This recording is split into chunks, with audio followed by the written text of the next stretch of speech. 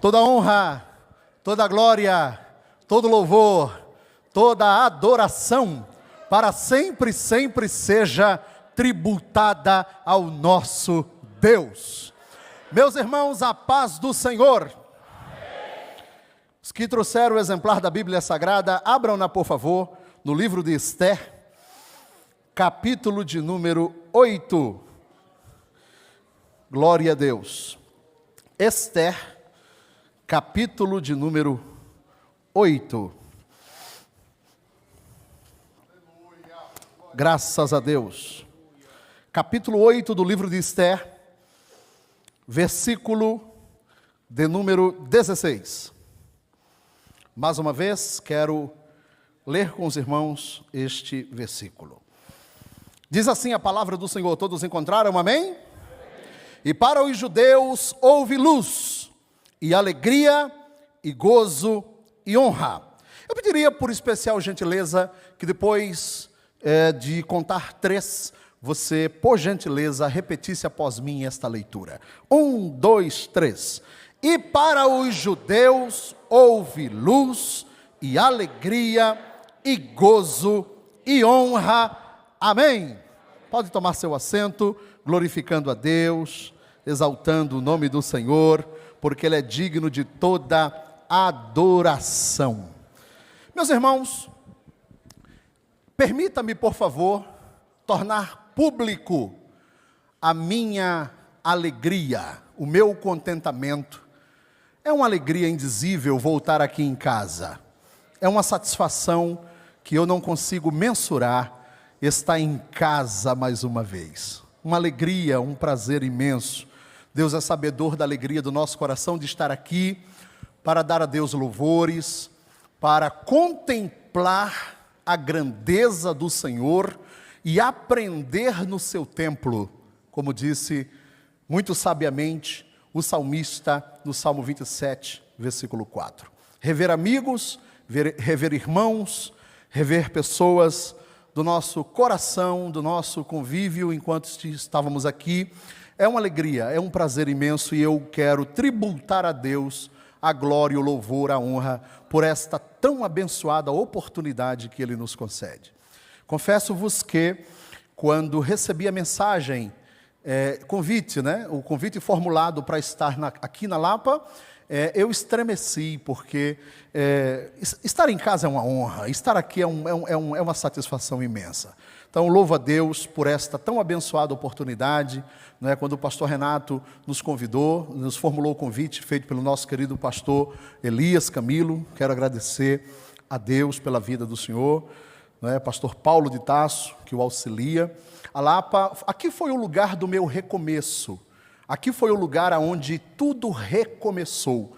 Eu lembro-me que cheguei na Lapa nos meados de 2012, um ex-obreiro, porque havia pedido licença no quartel celestial para me dedicar à academia. Mas não adianta, irmão, aquele que o Senhor chamou para estar no quartel não pode negligenciar, não é? E aqui o Senhor me contemplou por trás das malhadas, não é? E nos convidou para compor novamente o fronte. E aqui foi o lugar onde nós crescemos, aprendemos, foi uma escola e ainda é, esta igreja tão abençoada.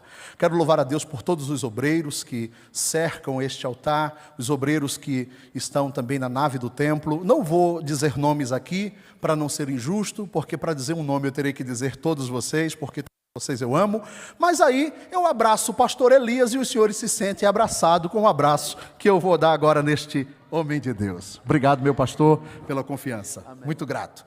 Queridos, chegamos a mais um fim de trimestre, chegamos ao fim de mais um trimestre, não é? Nós estávamos observando que esse trimestre foi estudado 2 mulheres proeminentes da Bíblia, Ruth e Esther. Então chegamos ao fim de mais um trimestre, a 13ª lição, e neste encerramento vamos tratar da última lição, que é Esther, a portadora de boas novas. Não é? O currículo de adulto, não é isso? Do 3º trimestre, o Deus que governa o mundo e cuida da família. Quantas famílias cuidadas por Deus nós temos aqui? Os ensinamentos divinos no livro de Ruth e Esther para a nossa geração. Esta é a lição que nós iremos encerrar na manhã deste dia. Eu sei que o nosso querido pastor já leu, eu sei que nós também já lemos, mas é interessante porque está diante de mim aqui este versículo que eu li com vocês logo no início, né? E o versículo diz que para os judeus houve luz, para os judeus houve alegria, para os judeus houve honra, para os judeus houve gozo. E eu quero dizer nesta manhã de hoje, debaixo da autoridade do poder que em nós opera, que é o nome de Jesus e o poder do Espírito Santo que nos foi dado, que também há para você luz, também há para você alegria, também há para você gozo, também há para você honra, honradez da parte de Deus. Este é o texto áureo. As expectativas eram outras. As expectativas nesta ocasião, do texto que nós lemos, do capítulo 8, eram absolutamente outras, não é? As expectativas eram as piores possíveis. As tendências eram as piores possíveis. As tendências diziam que tudo ia dar errado. Tudo ia dar errado. Mas o tema da lição diz: Esther, portadora de boas novas. É muito bom, é muito agradável ser um portador de boas novas. É muito feliz ser um portador de boas novas. Por vezes, nós nos deparamos com a difícil obrigação de ter que dizer uma notícia não tão boa. Nessa carreira, da nossa vida, do nosso chamado, do nosso ministério, por vezes, nós somos obrigados a ter que lidar com essa situação desagradável, de ter que noticiar, não é? Ter que dar uma notícia não tão boa. Em contrapartida, é sempre maravilhoso ser portador de uma boa notícia. É sempre maravilhoso ser portador de uma boa nova. A palavra de Deus diz, Isaías, capítulo de número 57, versículo 2, que os pés daqueles que anunciam boas novas, eles são formosos. Então é maravilhoso sermos portador, termos em nossa vida, em nosso coração, sempre uma palavra de boa nova, sempre uma palavra de novidade da parte de Deus. Isso é muito maravilhoso. Então nós observamos, com base neste texto áureo e neste tema, que para eles houve, apesar da história do povo judeu em Suzã, não é?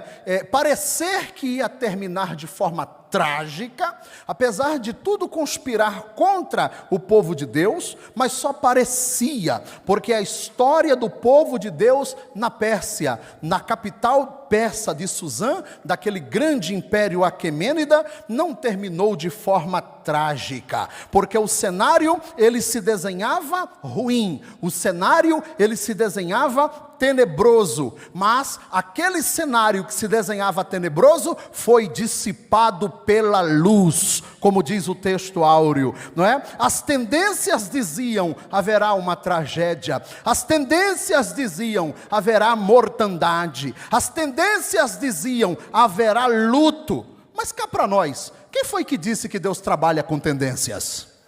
Quem foi que disse que Deus considera tendências? Quem foi que disse que as tendências dizem alguma coisa para o nosso Deus? Quem foi que disse isso?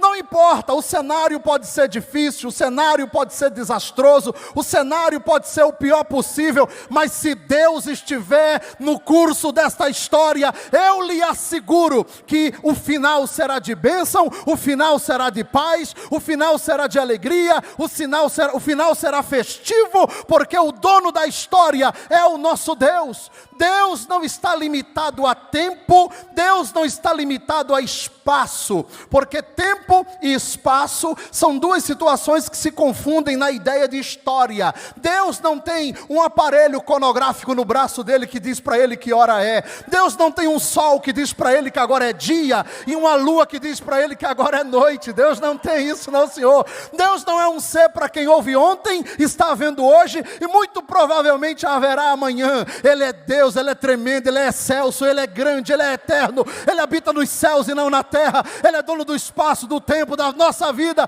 e Ele está no controle da nossa vida, da nossa história. Ele não é um agente histórico. O historiador, ele escreve a história. Ele usa o artefato, ele usa o documento, ele usa o registro fóssil e ele registra fatos, né, de situações onde ele não estava, não viveu. Mas o nosso Deus jamais teve uma visão limitada dos eventos, porque Ele não está subordinado ao tempo. Então essa história tinha tudo para terminar ruim. Mas aí é igual vai acontecer na sua vida, vai terminar em festa. Não sei se você creu, mas se você não creu, eu creio por você. Muito bem. E aí, seguindo, nós vemos aqui, observamos a verdade prática, né, que o nosso querido pastor Renato já leu com vocês, né?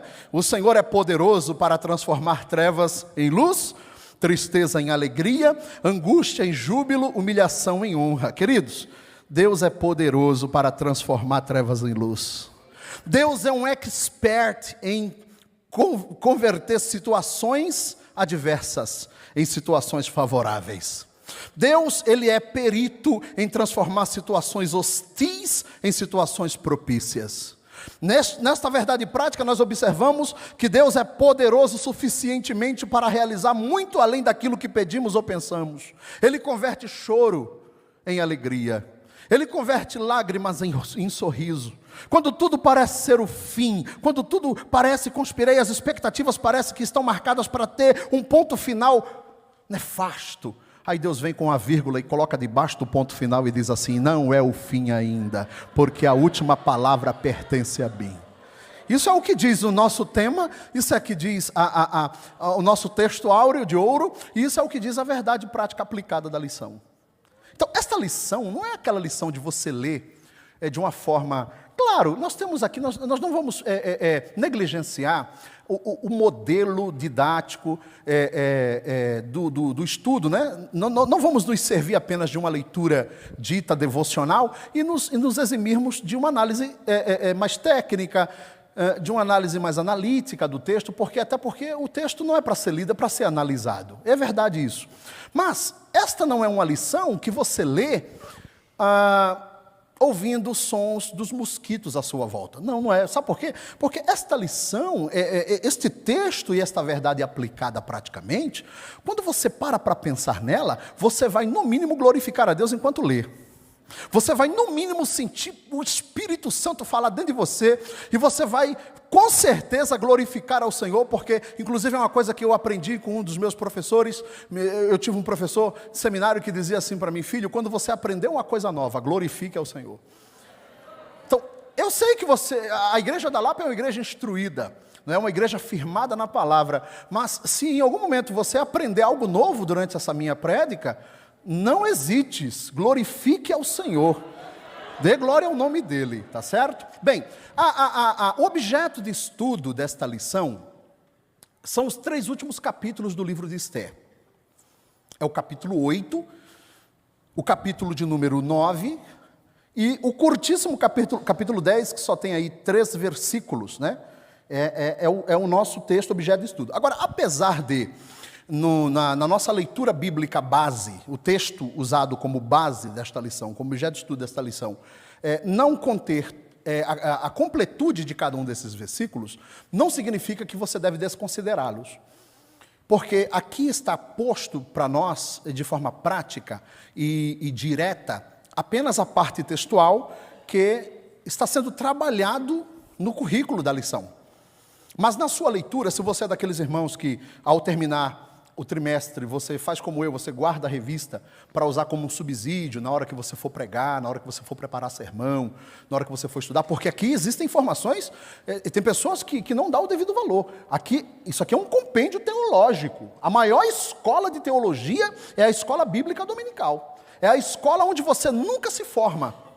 Então, se você é daqueles que guardam esse exemplar para fazer consultas depois, e na hora que você estiver lendo na sua casa e fazendo o estudo da lição, eu sugiro que você leia todo o capítulo, apesar de aqui estar dizendo do capítulo 8 apenas 4 versículos do capítulo 8, apenas outros, vamos lá, 1, 2, 3 versículos do capítulo 9 e os 3 do 10, que é um texto curto. Quando você estiver estudando, leia todo o texto na sua casa. Leia todo, porque o contexto vai te ajudar a elucidar melhor o que está dizendo naquela história. E principalmente o texto de Esté, que é um texto narrativo. É importante você fazer isso. Aqui vai essa dica, vai este ponto de vista para você. Bem, a palavra-chave de nossa lição é boas novas.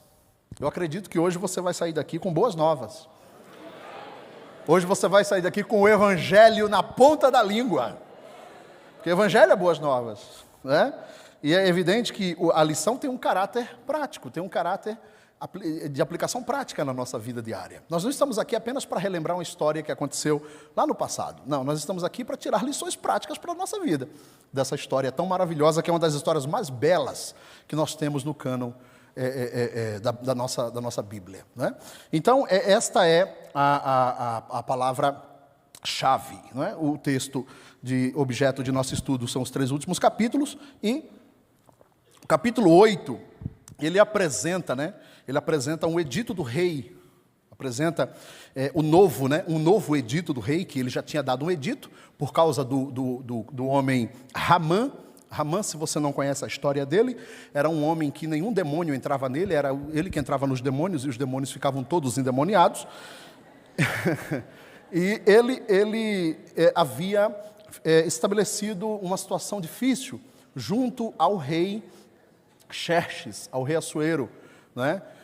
Por conta do seu antissemitismo, por conta da sua implicância com o povo judeu, né? Então, o rei foi influenciado por sua liderança, né, funesta, e ele acaba assinando um edito.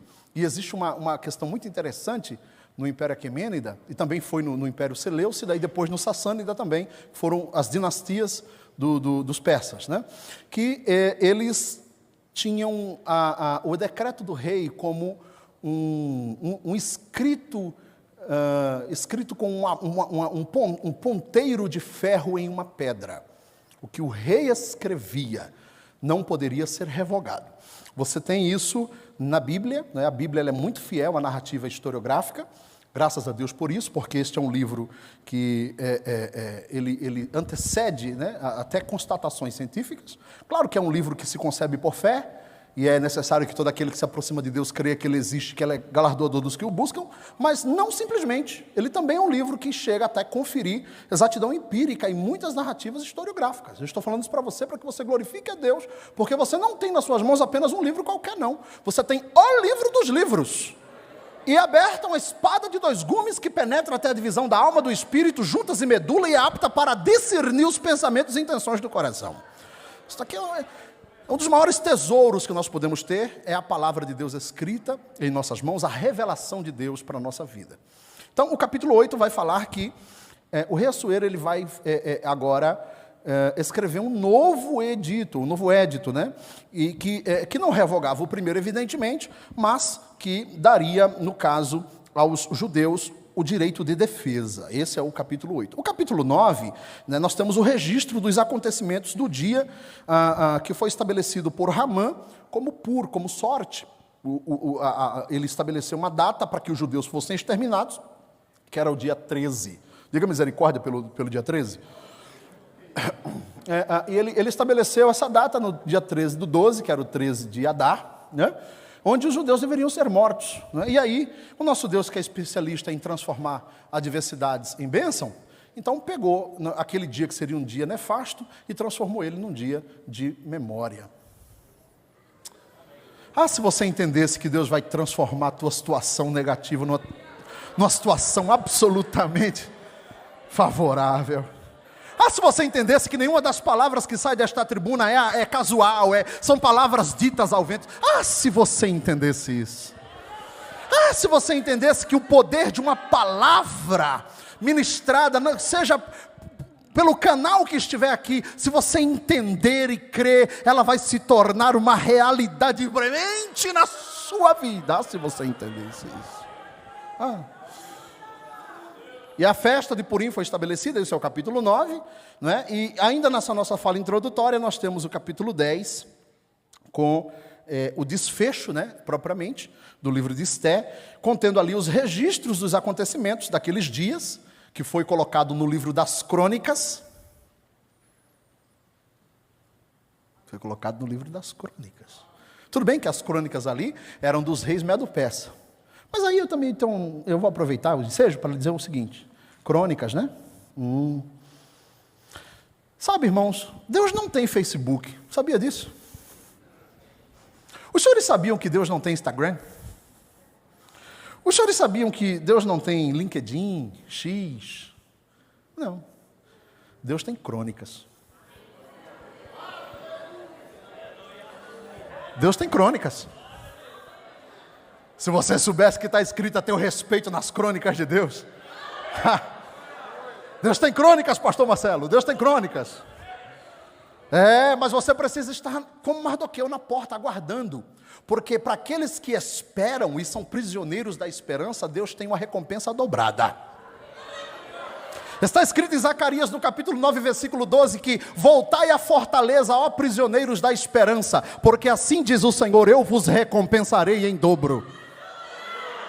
Fica aí na porta, Mardoqueu, fica aí na porta, fica aí sendo destratado, sai da porta não, fica aí na porta, Mardoqueu, deixa Ramã te humilhar, Mardoqueu, deixa ele com Deus, não, faça uma oração por ele, para nem muriçoca morder ele, deixe ele, reclame não, só não deixa a sua posição. Jó disse assim, trema eu diante de uma grande multidão, e o desprezo das famílias me apavore, e eu me cale. Só tem uma coisa, da porta eu não saio. Ele ficou na porta, ele ficou na posição, fica aí, vai ter um belo dia em que Deus vai arrancar o sono de Assuero, e ele vai dizer assim, ei escriba, eu queria dormir, mas não consigo, e ele vai dizer assim, não senhor, eu vou contar uma historinha para o senhor, que aí o senhor vai sentir sono, e aí foram buscar o livro de quê?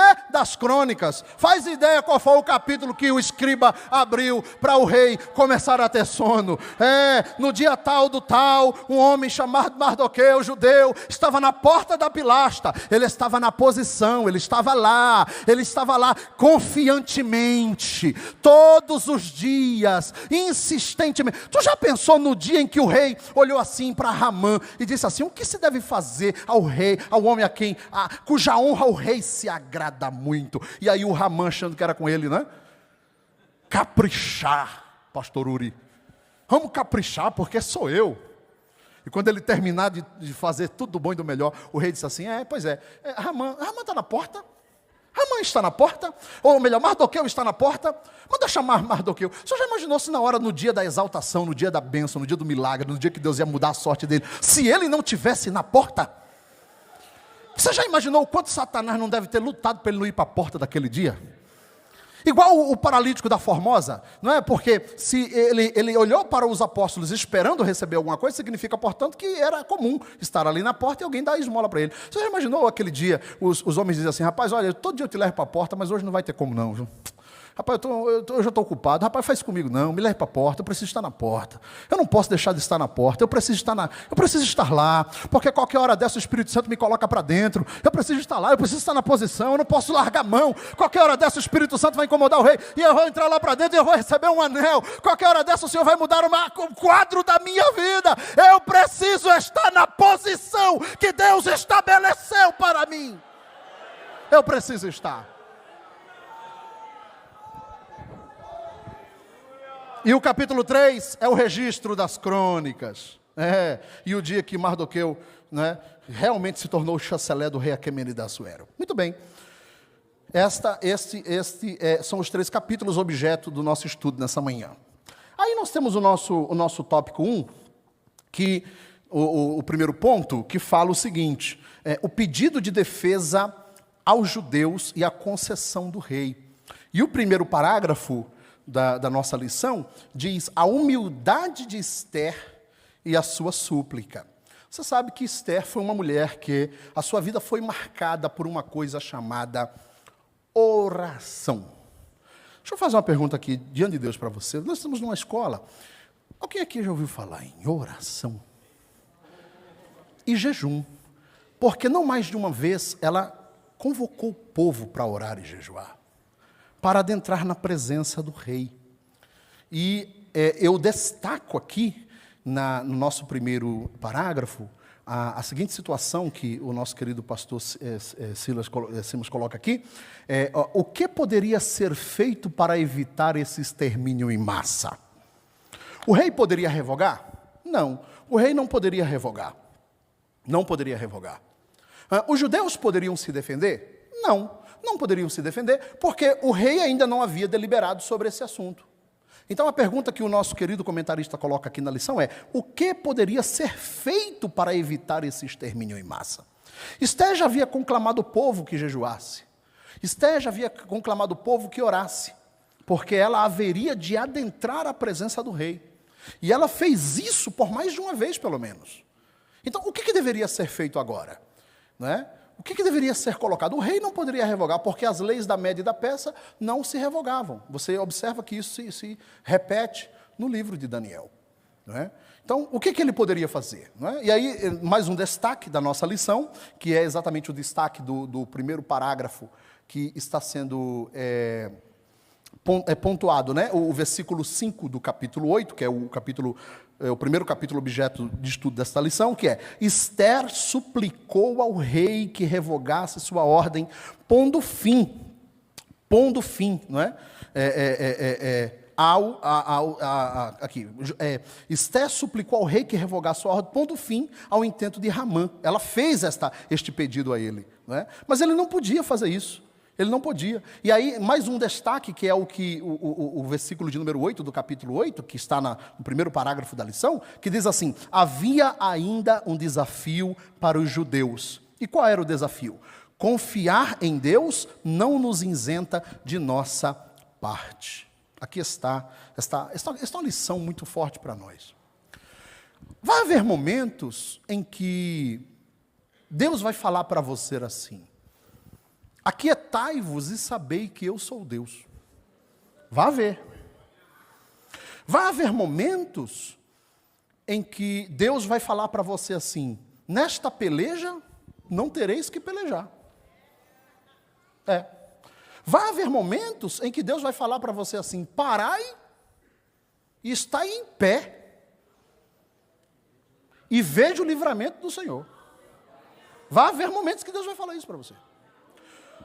Mas vai haver momentos em que você vai ter que arregaçar a manga. Pode ter certeza disso. O favor de Deus não nos exime da nossa obrigação. O favor de Deus não nos coloca a par da nossa responsabilidade.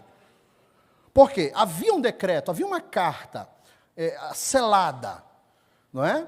E agora Ester já orou, Ester já jejuou, Ester já conclamou o povo para orar também, mas agora vai haver um grande desafio para os judeus, que é um segundo édito, que é um segundo decreto, que é agora uma lei assinada novamente, dando direito aos judeus a batalhar por sua vida, e vai haver momentos em que você vai ter que batalhar pela sua vida, vai haver momentos em que você vai ter que batalhar pela sua vida espiritual, vai haver momentos em que você vai ter que batalhar pela sua fé.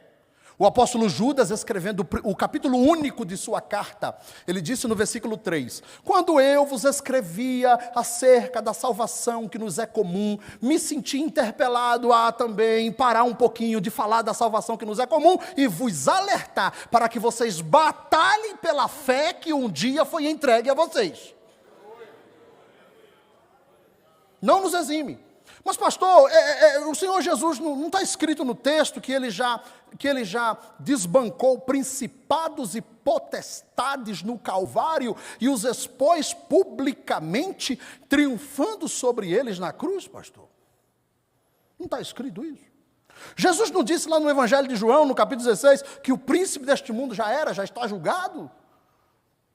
Não está dizendo que em Romanos capítulo 8, Paulo retomando as palavras do profeta Isaías, fazendo uma interpretação muito violenta do texto, ele dizendo assim, que nós somos mais do que vencedores. Sim ou não? Mas também existe uma palavra que está escrito no livro de Tiago, no capítulo 4, versículo 7, que nós devemos sujeitar a Deus, mas nós devemos também resistir o diabo.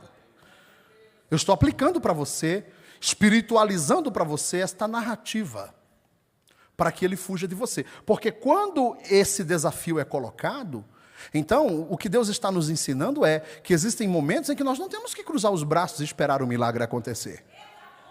Você tem que fazer alguma coisa. Você tem que esforçar as suas mãos. Você tem que falar assim, não, eu não posso ficar inerte, deitado eternamente, em berço esplêndido, esperando a morte bater na minha porta, porque Deus já me deu garantia de vitória, o decreto já está assinado de que eu sou um mais do que vencedor, mas eu não vou aceitar de graça. Eu estou aqui para defender minha família, meu lar, minha casa, estou aqui para defender a minha fé, defesa de fé, apologética, apologia da fé. Eu preciso aprender mais da palavra para responder com mansidão a todos aqueles que me indagarem acerca da salvação que há em mim e da esperança que há em mim. Esse negócio de que do crente ao ateu ninguém explica a Deus, isso é só até a página 12. Que negócio é esse? Me colocar no tete a tete? Não, senhor. É evidente que Paulo, escrevendo a sua doxologia, ele disse, a profundidade das riquezas, tanto da sabedoria como... é verdade que existem coisas em Deus que nós teremos a eternidade para conhecer. É evidente. Mas, senhores, tudo que Deus quis nos revelar acerca da sua pessoa, Ele deixou registrado aqui, ó. Aqui, ó. Tudo. Tudo que Ele desejou revelar para nós acerca dEle, você encontra deitado em letras neste livro maravilhoso, que é o livro cujo autor é o Espírito Santo. Paulo disse que toda a Escritura ela é divinamente inspirada, ou seja, exalada, soprada pelo próprio Deus, e ninguém como autor de um livro para elucidar o próprio livro. Então é importante os vultos da história da teologia, muito importante.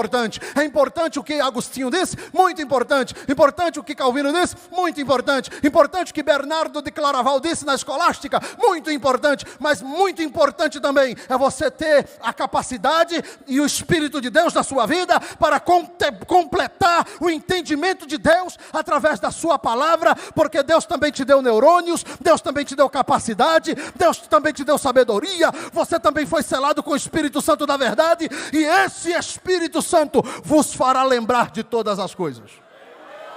É importante, leia tudo, mas não negligencie. Esse negócio que você precisa conhecer a Deus. O profeta Oséias disse, conheçamos e prossigamos. É um processo em conhecer o Senhor. Então, não nos exime, esse é o destaque. Esses 3 destaques do primeiro ponto da nossa lição. Quem está comigo, diga amém. De vez em quando você dá um sinal, porque às vezes eu penso que você foi embora e me deixou só. Muito bem, aí nós temos aqui o segundo parágrafo, que é segurança jurídica. Segurança jurídica. Isso aqui é importante. Por que é importante? Porque agora, para fins de informação, e já falei em algum momento na minha fala, mas eu torno a repetir, porque a repetição é pedagógica. Levi Vygotsky dizia que tudo aquilo que a gente fala inúmeras vezes, nós teremos a facilidade de assimilar melhor. Então aqui está a segurança jurídica. Qual era a segurança? A segurança é que não podia se revogar. Então, essas leis, elas estabeleciam uma regra que até o monarca estava sob ela, esta regra, né? Então, eu destaco aqui este ponto, em qualquer nação, todos devem estar sujeitos às leis.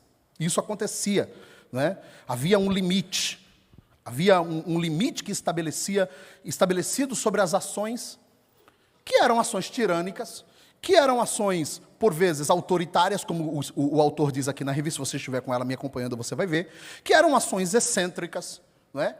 Ele se utiliza aqui de tirânicos, ele se utiliza aqui do termo autoritário e também de excêntrico, não é? Os reis da Pérsia, como o próprio Assuero. Tanto é verdade que, como diz lá no Pernambuco, a bichinha ficou até com medo de entrar na presença dele. Porque, de fato, era assim, não é? Esses dias.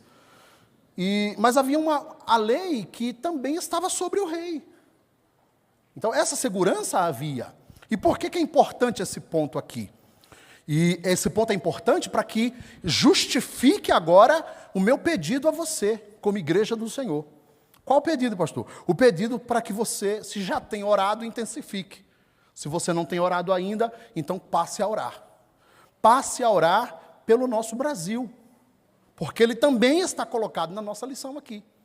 Você é um estudioso, você leu a revista em casa que eu sei, antes de vir, não é isso? Isso é uma pergunta retórica, não precisa você responder, mas está aqui.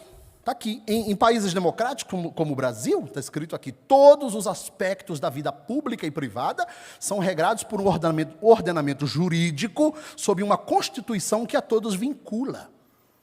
Né? Então nós precisamos orar pela nossa nação, porque é evidente que nós vivemos hoje uma instabilidade jurídica no nosso país. Ou não é verdade o que eu estou dizendo? Ou é mentira o que eu estou falando? Isso é fato, não é? Você tem juiz que legisla, juiz que é réu, é acusador, é promotor, é tudo. Então nós temos situações no nosso Brasil que precisam estar presente no nosso momento de devoção, no nosso momento de oração. Nós não podemos desistir da nossa pátria. Nós temos que orar para que Deus estabeleça homens tementes, compromissados com a verdade, homens isentos, homens neutros, homens que vão dirigir a nação com responsabilidade e dignidade, porque quando o governante é ímpio, todo mundo padece, não é isso? Então, esta é uma questão muito forte. Então, no Brasil, os aspectos da vida pública e privada também são regrados por esse ordenamento, debaixo de uma Constituição, que às vezes os juízes, ao invés de serem guardiãos dessa Constituição de forma incondicional, eles faziam o contrário. Esta fala é necessária porque ela faz parte aqui. Ela faz. E nós não podemos também nos isentar e nos eximir dessa responsabilidade. Então, o parágrafo de número 3 do nosso primeiro ponto fala do direito de defesa. O direito de defesa, eu destaco para você agora. Assuero não podia revogar o seu decreto, mas emitiu outro, uma espécie de contraordem, que permitia aos judeus exercerem seu direito de defesa diante de seus inimigos no dia assinalado como decreto anterior, né? No dia assinalado no decreto anterior. Então, queridos, o rei não podia revogar, o rei não podia fazer nada concernente àquele decreto que foi decretado e selado, mas ele podia emitir outro decreto, né? Que dava direito aos judeus à sua defesa. Essa foi uma atitude prudente por parte do rei, por parte de Ester, por parte do judeu Mardoqueu, né? Porque quem ora tem de Deus prudência, tem de Deus sabedoria para lidar com situações adversas. Quem ora e quem busca o Senhor, ele não é um maluco que vai fazendo coisas sem eira nem beira, sem nenhuma instrução, sem nenhuma capacidade de pensamento. Então eles entendem que seria prudente chegar diante dele, não é? E pedir que alguma coisa fosse feita. Então, ele não podia revogar, mas ele poderia assinar um outro decreto que não desfazia o primeiro, mas que acrescentava aí o direito de defesa. E isso é prudência, né? Isto é prudência. E é aquilo que eu já disse na minha fala anterior. Mesmo você sendo vencedor, mesmo você tendo uma garantia da palavra de que você não vai ser destruído, mas você precisa fazer valer, não é? Aquilo pelo qual a palavra de Deus já falou para você, que você precisa fazer a sua parte, porque ela foi designada para isso. Um segundo ponto que eu destaco no nosso terceiro parágrafo do terceiro ponto: no dia da pretendida matança, aconteceu o contrário que todos os inimigos dos judeus esperavam, né? Eles esperavam uma realidade trágica, né? Como eu já disse anteriormente. Se a eles não fosse dado o direito de defesa, com certeza eles deveriam estar ali e ser vitimados, mas isso não aconteceu, porque Deus converteu, Deus mudou, Deus transformou uma realidade nefasta numa realidade nova e de bênção e de festa, que foi motivo de comemoração até os dias de hoje. Muito bem. Aí, no nosso segundo ponto da nossa lição, nós temos a rainha Ester escreve boas notícias para o seu povo. não é? O primeiro parágrafo da nossa lição fala da comemoração dos judeus, né? Então, no dia 14º, né? No dia 14 do 12º mês, no dia 14º do 12º mês, foi grande a festa dos judeus, e Mardoqueu registrou os fatos. Obrigado, querido. Mardoqueu registrou os fatos e escreveu cartas para os judeus de todas as províncias, instituindo a festa comemorativa de Purim. E aí, Purim, como você já sabe, né, que vem de pur, significa sorte, que foi o dia estabelecido como o dia da matança, que foi o dia 13º, e foi esse dia que passou a ser registrado como dia de festa. Mas aqui, nesse primeiro momento, não é, que é o versículo de número, o capítulo de número 9, versículo 20, né, ainda não havia sido decretada oficialmente. Havia sido dita, havia sido proclamada, que aquela seria uma oportunidade de festa e que eles deveriam festejar todos os anos. Mas o decreto de fato, a realidade de fato, acontece no segundo parágrafo do nosso ponto, que diz assim, né, o decreto de Ester. Né, o decreto de Ester. Então veja, Ester no começo, ela tinha até dificuldade de entrar diante do rei. Ela tinha medo, ela tinha insegurança. Ela entrou depois de uma maratona de oração, 3 dias de jejum. Não é? No começo, ela estava muito tímida, porque o peso da responsabilidade que havia sido colocada sobre seus ombros, o principado, toda a realeza, aquilo era demais para uma jovem cativa, judia, Radassa, que agora é escolhida para assumir o lugar de Vasti. Então agora ela entra à presença dele, de uma forma muito tímida, de uma forma muito melancólica, porque havia toda uma expectativa ao momento em que o monarca levantasse o cetro. Então ela entende, ela sabe que ela precisa se resguardar, ela sabe que ela precisa se preparar, ela sabe que ela precisa do favor de Deus para alcançar alguma coisa. Então ela começa assim. Só que a mulher que começou assim, de forma tímida, de forma temente, de forma temerosa, de forma em que ela está se sentindo um pouco insegura por conta da obrigação do ofício, agora esta mulher está escrevendo até decreto, gente. Isso é muito violento. No começo ela estava com medo, no começo ela estava meio tímida, agora ela está escrevendo até decreto.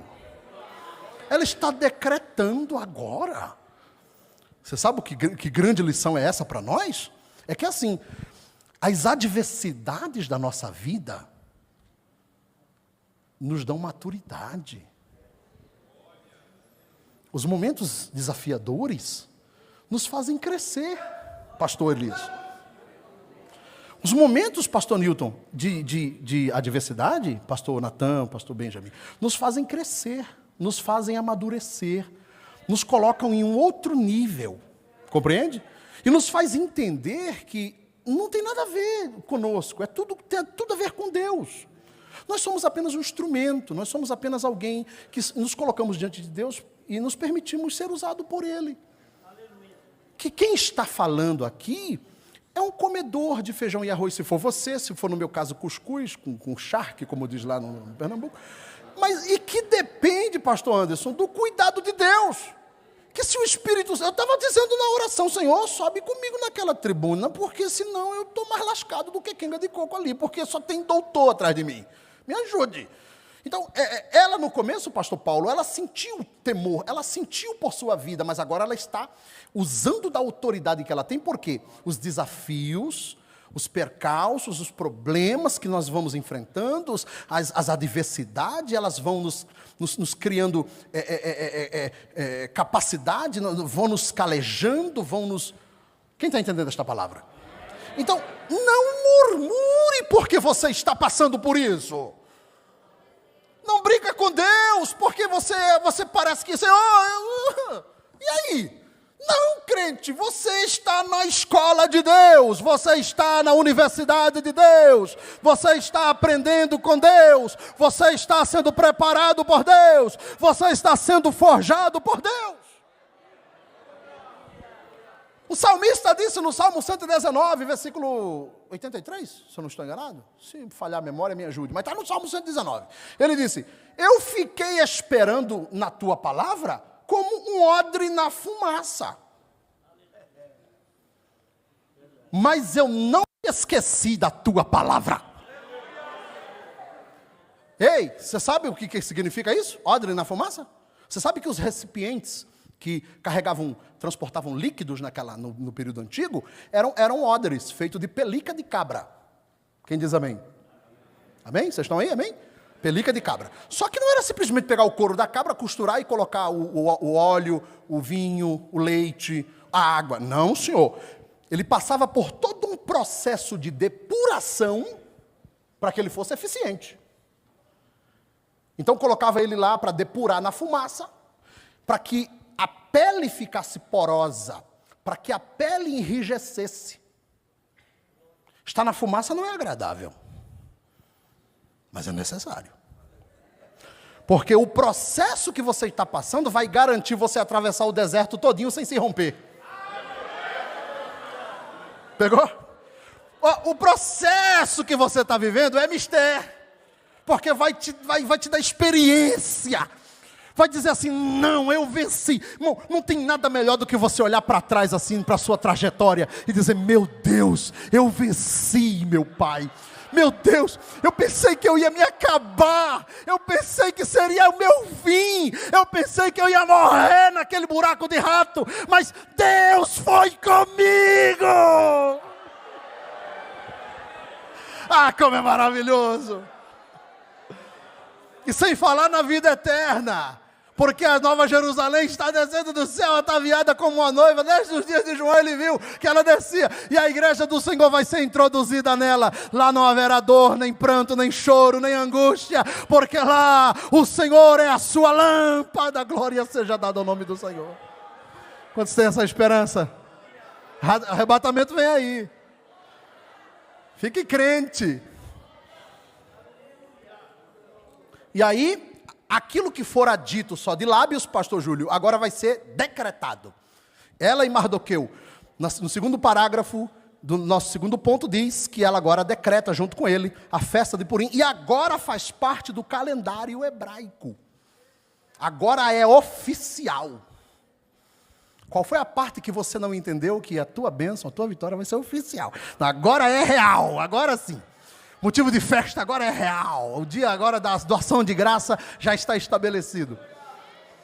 Calendário judaico ou calendário hebraico, como você quiser, é diferente, né, do nosso calendário gregoriano. É um calendário solo lunar, ano solar, meses lunares, né, ou os meses de acordo com as fases da lua. Na lua nova, né, na lua crescente, o primeiro dia acontecia, então era de acordo com as fases, né, da lua.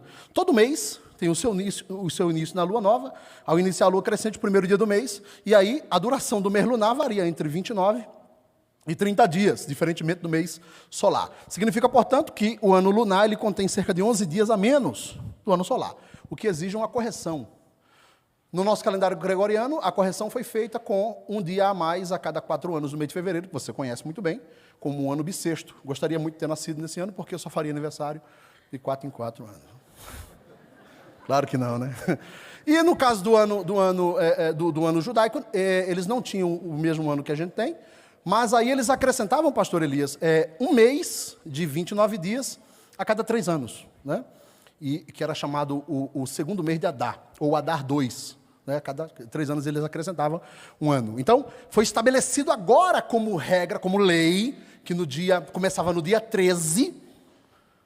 Aí, porque o decreto de Amã era que eles morressem no dia 13. A morte tinha um dia estabelecido.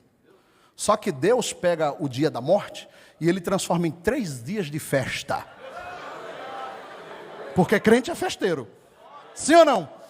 Crente tem motivo de fazer festa. Cadê os crentes que gostam de festa? Crente é igual a pandeiro. Quanto mais apanha, mais alegra. É igual a omelete. Quanto mais apanha, mais cresce.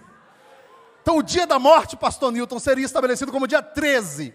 E aí Deus muda isso. Agora a festa começa no 13. aí dobra para o 14, aí no 14 eles ainda têm vigor para festa, aí depois o 14 já não é mais suficiente, o 15 também é dia de festa. Quem está pegando esta palavra? Ei, você tem robustez para aguentar dias de festa? Porque eu não quero crer que esta palavra está sendo dita aqui de forma casual. Nada aqui é casual. O teu dia deveras ter sido difícil, mas o teu segundo momento crescerá em extremo, diz a palavra.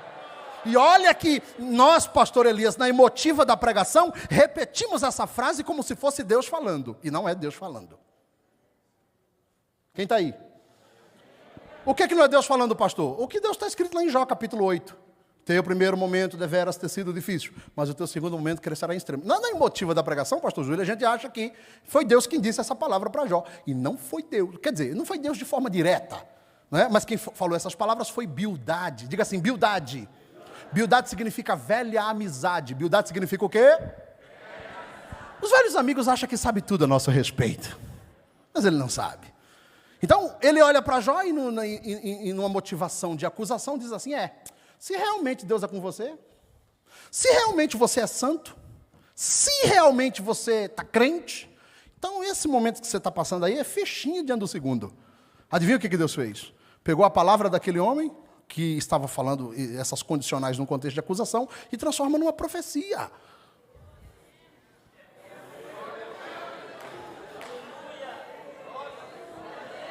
Você pegou, que eu sei. Transforma numa profecia, pastor Ailton. Pastor Ari. E aí, quando ele orava por ele, Deus virou o cativeiro de Jó. Pastor Renato, pastor Sérgio, Deus virou o cativeiro de Jó. E o seu segundo momento foi muito mais esplêndido do que o primeiro. Então, um dia de morte estava estabelecido. Para cada dia de adversidade, Deus tem 3 dias de providência. Deus tem 3 dias de festa. Está escrito aqui na lição, e eu estou fiel à lição aqui. O nosso terceiro parágrafo fala da exaltação de Mardoqueu. Preciso dizer mais alguma coisa ou para por aqui? O dia da exaltação de Mardoqueu fala disso, e eu destaco esta parte do parágrafo da sua lição, que diz assim: o relato bíblico encerra com um testemunho notável de Mardoqueu. Diga amém? Amém. Ele foi um homem público, exemplar e próspero, trabalhando para o bem do seu povo. Olha que diferença esse homem tinha de Ramã. Porque o Ramã, ele era um déspota. O Ramã, ele era um embusteiro. O Ramã, ele era um manipulador. O Ramã, ele era um arrogante, prepotente, soberbo, que se achava Deus na terra. Entendeu? Olha a diferença do homem que Deus deseja honrar. Existem pessoas que não recebem esse tipo de graça da parte de Deus porque ele ainda não está preparado para receber. Tem muita gente, pastor Elias, que é metido a besta. E se você é metido a besta, você não vai arrumar nada com Deus. Porque com Deus é ter como se não tivesse, é ser como se não fosse, é conhecer como se não conhecesse. Deus não se agrada de coração gordo. Ele disse: aprendei de mim, porque eu sou manso e humilde de coração, e encontrareis descanso para as vossas almas.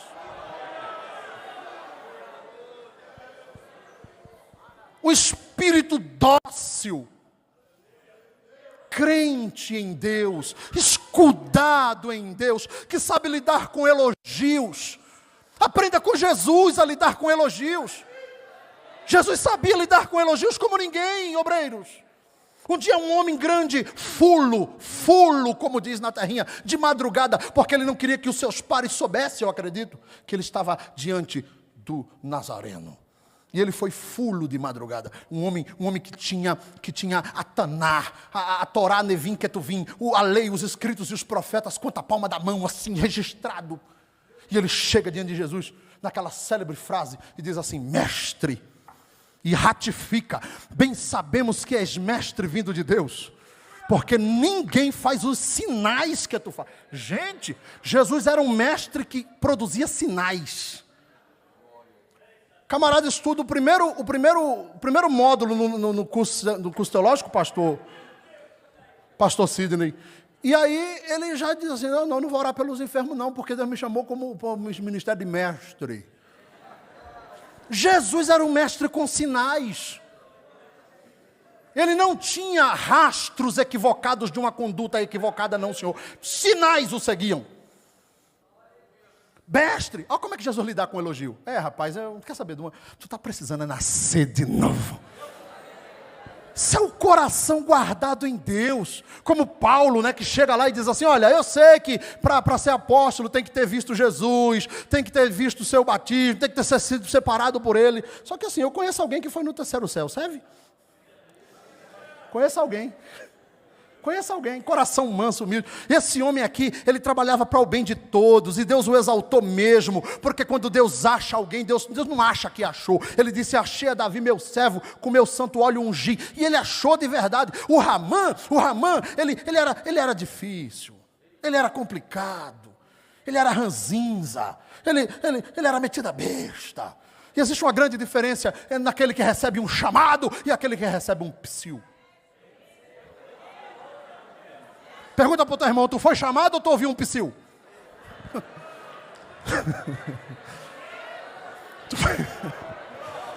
Glória a Deus.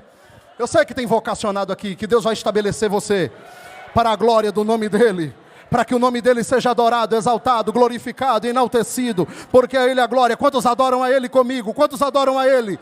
Ele é o dono desta casa, Ele é o dono desta reunião, é Ele que fala na igreja. É Ele quem estabelece, é Ele quem levanta, é Ele quem abate, é Ele quem põe em cima, é Ele quem põe embaixo, porque Ele é o Senhor. Aleluia. Digno és, Senhor, de receber adoração, louvor, majestade, soberania e ações de graças. E diante de Ti existem anciãos que se prostram diante de Ti com as coroas, tirando de suas cabeças, e os querubins que sustentam o Teu trono móvel, a plataforma móvel do Teu trono, dizem, Tu és santo, santo, santo, santo, santo, santo para sempre santo. Terceiro ponto de nossa lição. A mulher é chamada por Deus para ser relevante no mundo. As irmãs perderam a oportunidade de dar um aleluia. Vou te dar outra colher de chá. A mulher é chamada por Deus para ser relevante neste mundo. Tem mulher de Deus aí relevante? Primeiro parágrafo diz que ela era uma mulher notável. Eu destaco para você, a firmeza moral de Esté fez dela uma mulher notável. Fez dela uma mulher notável. Esther era possuidora de um coração humilde e um espírito dócil, mesmo sendo uma mulher notável. Que você seja uma mulher de Deus notável, submissa. E este conceito está banalizado, está tão complicado e corroído. Submissão. Você também tem uma missão. Você está debaixo de uma missão, que é a missão do seu esposo. Colocar o ombro debaixo da carga ali. Porque esta mulher, mesmo sendo rainha, ela não era prepotente, porque ela considerou a importância de Mardoqueu. Isso é muito violento. E aí, ela era uma mulher notável. E no nosso segundo parágrafo, fala da banal guerra dos sexos. Aqui é que está os motivos de polêmica. Aqui é que está o problema. As pessoas brigam por causa desta questão. A banal guerra dos sexos, que está aí na sua revista. Veja, eu destaco esse ponto. O Criador fez macho e fêmea, com constituição de papéis distintos, os quais estão claramente revelados na Escritura. Sabe, gente, é necessário destacar nesse ponto da banal guerra dos sexos, é muito importante destacar, que existe uma diferença considerável entre macho e fêmea. Ô pastor, pelo amor de Deus, está sendo transmitido. O senhor falou um negócio aí agora, o senhor inventou a roda. Então, assim, é claro, é evidente, né? A redundância, é evidente, né? A redundância dessa frase. Que frase? Que existe uma diferença considerável entre os sexos. Mas é exatamente, não é? É exatamente a negligência a essa verdade, que parece ser uma verdade nítida, óbvia, notória.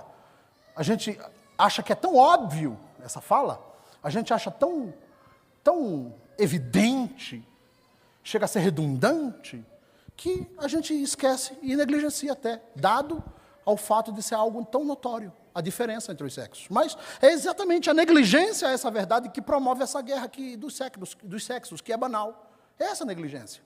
Né? Porque aqui está escrito que ela era uma mulher notável. Então, deixa eu dizer uma coisa para vocês. A mulher, ela sempre teve um papel de destaque na Escritura. Amém, irmãs? E isso é inegável. Isso é inegável. A própria história de Esté já prova isso. Uma mulher que sai lá do meio dos cativos para assumir o primeiro lugar da nação. O segundo lugar, porque o primeiro era de Assuero, a esposa do rei. A mulher, essa história de que, não, a mulher, ela tem uma posição de destaque nas Escrituras. Um papel muito importante nas Escrituras. Está aí Esté com a sua história para falar sobre isso. Eu me lembro agora, eu me faço lembrar agora, pastor Renato, de uma mulher proeminente, tão importante para os seus dias, que pouca gente fala dela, pouca gente conhece ela, a gente quase não dá uma oportunidade para ela pregar nas nossas mensagens. Que foi a irmã Hulda, falando aqui de mulher notável. Se você já leu o segundo livro dos Reis, no capítulo 22, você vai ver que Hulda foi uma mulher determinante para aquele período. Josias era o rei de Judá, ele era crente, mas os seus pais não eram crentes. O seu bisavô Ezequias foi crente, seu tataravô, na verdade, né? Era crente. Teve os seus percalços, mas era crente, temia o Senhor. O seu filho, misericórdia, Manassés foi terrível, irmão. Manassés não era. Claro que depois ele se arrepende, e Deus tem misericórdia daqueles que se arrependem. Mas o filho de Manassés foi ainda pior, Amon, matou seus irmãos, uma miséria, colocou os postes ídolos dentro do templo. Aí depois nasce Josias. Josias era um homem temente a Deus, crente, porque filho de crente não é crentinho, não. Não, quando chegar a fase da consciência, tem que fazer o apelinho para ele, chamar ele aqui, olha, confessar Jesus como Senhor, entendeu? Estimule seu filho a se batizar também, já vou aproveitar para falar para você isso. Tem pais que são negligentes com essa parte. E Josias era crente. Só que aí a palavra de Deus já estava perdida em Judá há 2 gerações. Porque ela remontava o período de Ezequias. E nos dias de Josias ele fez uma reforma no templo. Tirou as imagens, tirou os ídolos, consertou tudo, o altar, a bacia, a mesa do Senhor, o candeeiro. E encontraram o livro da lei do Senhor. Encontraram o livro da lei. Só que nem Josias, que era rei, a autoridade primaz, nem o sumo sacerdote Ilquias, pai de Jeremias, foram capazes de ler e decifrar, foram capazes de interpretar, foram capazes de ensinar. Adivinha quem foi que o Espírito Santo encheu de autoridade e intrepidez para falar, ler diante do rei? Irmão, Hulda, ela vivia na periferia da cidade de Jerusalém. O seu marido cuidava das vestes dos sacerdotes. E o oráculo de Deus estava com ela, porque ela era uma mulher notável. E o rei, eu estou falando que, vocês estão entendendo isso ou não? O rei e o sumo sacerdote tiveram que se calar para ouvir ela ler o livro da lei do Senhor e falar sobre a palavra do Senhor. Então essa história de que muita gente fala que mulher não pode pregar, que mulher não pode ensinar. Irmão, vem cá. Quer dizer, a mulher pode carregar o verbo no ventre, mas não pode carregar na boca. Que conversa fiada, rapaz. Pregue a tempo e a fora de tempo. Só um deboche, não, senhor. Deus chamou, Hulda falou o livro da lei do Senhor. Paulo chama ela de mestra do bem. Eu não estou falando que você tem que ser... Não estou falando de ministério formal, não. Eu estou falando de falar a palavra com intrepidez, com ousadia. Você está no teu trabalho? Fale da palavra. Seja uma mulher autêntica. Seja uma mulher notável na faculdade, na rua, no logradouro, entre os seus. Use a rede social para falar de Cristo, porque Deus te chamou para ser uma mulher notável. Então, Hulda era assim, Esther também, não é? E se você começar a folhear as postas, você vai ver Débora foi uma juíza em Israel, imagine isso. Uma mulher que derrotou um grande inimigo do povo de Deus, não é? Então você tem mulheres que entraram no ministério por voto naquele tempo, porque no capítulo 6 de Números, pastor Natan, nós temos ali a lei do nazireado, e era uma porta emergencial. Quando Deus não tinha alguém para falar o oráculo, então alguém entrava por esta porta de emergência. E o texto diz que o voto poderia ser feito por homem ou mulher, naquele aspecto. Mas Deus contava com as mulheres. A Bíblia não é um livro machista. A Bíblia é um livro patriarcal. São duas coisas diferentes e há que separá-las. Não é machista, ela é um livro patriarcal, porque o homem tem a proeminência. O Deus estabeleceu o homem como cabeça, ministro. Mas a mulher, ela está submissa, ela está debaixo desta missão que Deus deu a ele. Se teu marido tem uma vocação, ajude ele. Ore por ele, porque atrás de um grande homem, Deus tem uma mulher de joelhos. Está aqui o nosso querido pastor Elias, que prega, canta, ensina, né? O senhor já falou no Belém esses dias? Eu vou perder não, então. Então, prega, canta, eu só nunca vi o senhor dançar, mas prega, canta, ensina. Cadê a irmã Marta? Irmã Marta, ali ó. Quantos levantam as mãos assim e glorificam o Senhor pela vida dessa vida? Está ali. Atrás de um grande homem de Deus tem uma mulher notável. Atrás do sucesso de Assuero e de Mardoqueu estava Esther, mulher escolhida, mulher chamada por Deus para falar. Então, esta banal guerra dos sexos, ela é banal. E eu termino aqui, não é, no nosso terceiro e último parágrafo, não é? Eu quero destacar apenas esta fala, neste último momento, que o destaque diz o seguinte: muitas mulheres notáveis permanecem em atuação em solo brasileiro e em todo o mundo. Aqui é citada mulheres Frida Wingren. Da linda pátria estou, cansado eu tenho de Jesus. Oh, quando é que eu... Pensando na Suécia.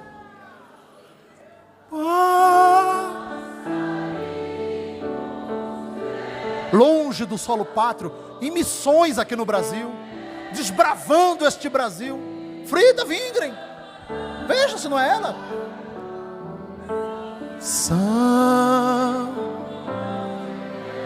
Aleluia.